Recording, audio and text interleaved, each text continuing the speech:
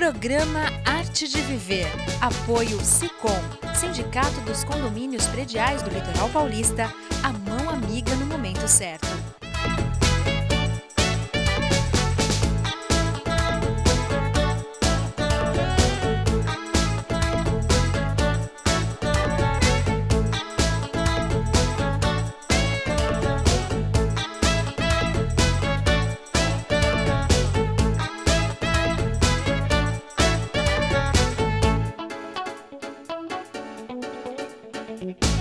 É muito bom estar com vocês novamente e hoje eu converso com o Dr. Joel Renaud Júnior para falar de um tema super importante: mulheres, oscilações hormonais e TPM. Eu acho que eu estou para conhecer a mulher que não tem oscilação hormonal, viu? É um prazer ter você aqui, Joel. É um prazer, Mônica, estar aqui no seu programa. Novamente, né? Novamente, um programa que eu vim aqui pela primeira vez há quase 18 anos. É verdade, já faz tempo, né? A vida passa rapidinho. E parabéns aí pelo sucesso. Não é qualquer profissional que consegue ficar 2 décadas no ar como você. É verdade, mas sempre assessorada por pessoas assim do teu gabarito, porque isso também é muito importante, trazer pessoas de qualidade que possam estar contribuindo para que o programa se mantenha, né? Joel, vamos falar um pouquinho, né, desse conceito que a gente fala de contínuo de vulnerabilidade à depressão. Conta pra gente um pouquinho o que é isso. Esse é um conceito atual que significa que algumas mulheres, provavelmente por uma questão genética, elas têm uma vulnerabilidade maior a terem quadros de depressão e de ansiedade nos períodos de oscilação hormonal. Isso não significa que haja uma alteração quantitativa dos níveis dos hormônios, mas sim um fator de vulnerabilidade que aumenta em cerca de 1,6 a 2 vezes ou um pouco mais o risco para quadros de depressão nos períodos de oscilação hormonal, que seriam os períodos pré-menstrual, o período do pós-parto e o período chamado de perimenopausa, que é um período que antecede em cerca de 5 anos o início da menopausa e se estende até 1 ano após. Mas isso a gente falando isso, fala-se numa prevalência de depressão feminina?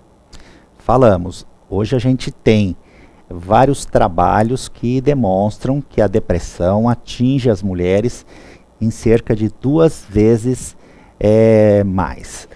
Agora, por que você, quando a gente fala nessa coisa da depressão feminina, a gente vê que tem mulheres que têm mais depressão do que outras, né? O que isso justifica? O que faz com que isso aconteça? Eu diria para você que há vários fatores, além dessas questões biológicas, desses fatores hormonais citados, então oscilações dos níveis de estrógeno, progesterona, que tornam algumas mulheres mais vulneráveis.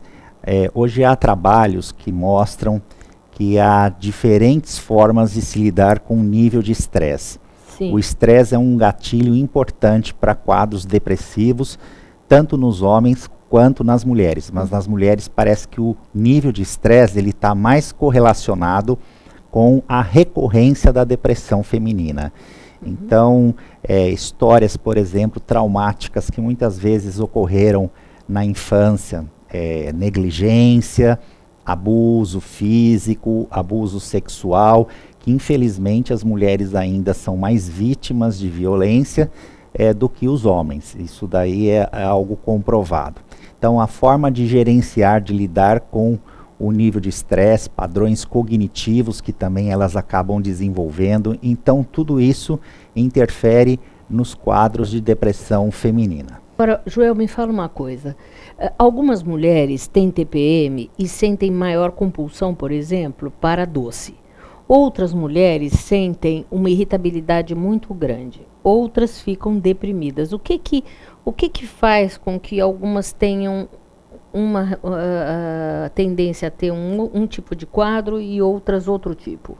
Na realidade, assim, quando a gente fala em tensão pré-menstrual, nós temos vários tipos e vários níveis de gravidade em relação aos sintomas. Certo.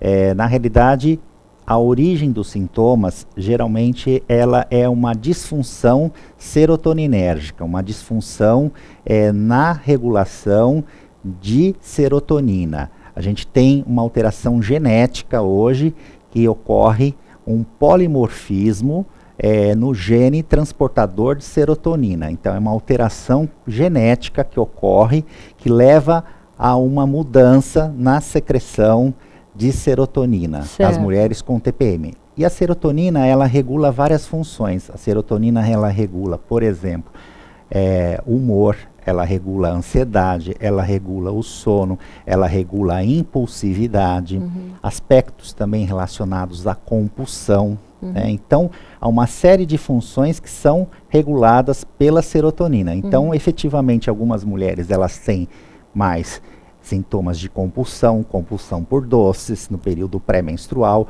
outras ficam mais irritadas, mais agressivas, aquele humor disfórico, né, que seria o humor... Aquela síndrome disfórica pré-menstrual que se fala? Isso, a gente usa hoje o termo transtorno disfórico pré-menstrual, que ocorre em 3 a 8% do universo de mulheres com tensão pré-menstrual, com TPM. É bastante. É um número significativo e hoje no DSM-5, para quem nos está assistindo, o DSM-5 é a Bíblia da Psiquiatria, é o manual diagnóstico de psiquiatria da Associação Americana de Psiquiatria. É quem faz a análise dos sintomas e o diagnóstico categorial das doenças, dos distúrbios mentais, né, para as pessoas leigas entenderem.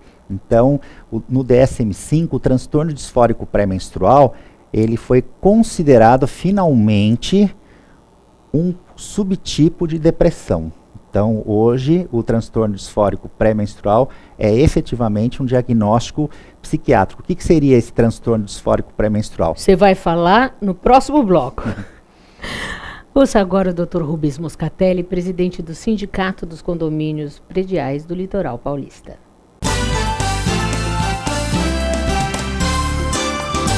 Obrigado, Mônica. Hoje nós vamos falar de um assunto que é muito recorrente, as pessoas acabam muitas vezes até se desentendendo dentro do condomínio, que é a questão das obras de manutenções e conservação dentro das áreas comuns, onde muitas pessoas acabam não comparecendo à Assembleia, embora estejam ali descritos esses itens no edital, e depois que a situação é consolidada, ou seja, aprovado um determinado orçamento, o condomínio acaba aumentando por algum tempo, são as primeiras pessoas que deixam de pagar e ficam reclamando que o síndico ou a síndica acaba querendo gerar despesas desnecessárias.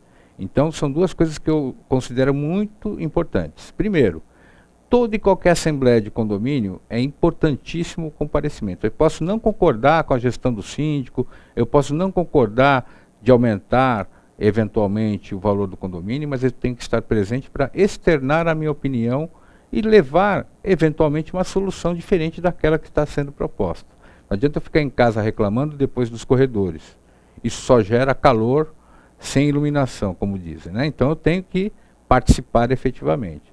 Uma outra coisa que é importante numa questão de obra é saber que tipo de obra vai ser feita e a coleta dos orçamentos, quando a coisa não é emergencial, ela tem que ser de maneira clara. Quer dizer, quem vai dar o orçamento já tem que ter um plano de trabalho igual ao outro, para que eu possa comparar o escopo da obra, aquilo que é o objetivo que eu pretendo conservar ou consertar, tem que ser igual para todo mundo. Todo mundo tem que dizer, olha, vou fazer isso, isso e isso. E o valor aí, você vai discutir o quê? Valores. Bom, a empresa A me cobra um valor menor, a empresa B um valor médio, a empresa C um valor mais alto. Mas quais são as garantias? Essa empresa já está sendo demandada, ela tem problemas de cumprimento de prazos, tudo isso tem que ser analisado. Então não falte na Assembleia para que você possa valorizar a decisão da coletividade. Qualquer outra dúvida, já sabe. O Manual do Síndico à disposição lá na sede do sindicato e pelo site www.sicom.org.br. Até a próxima.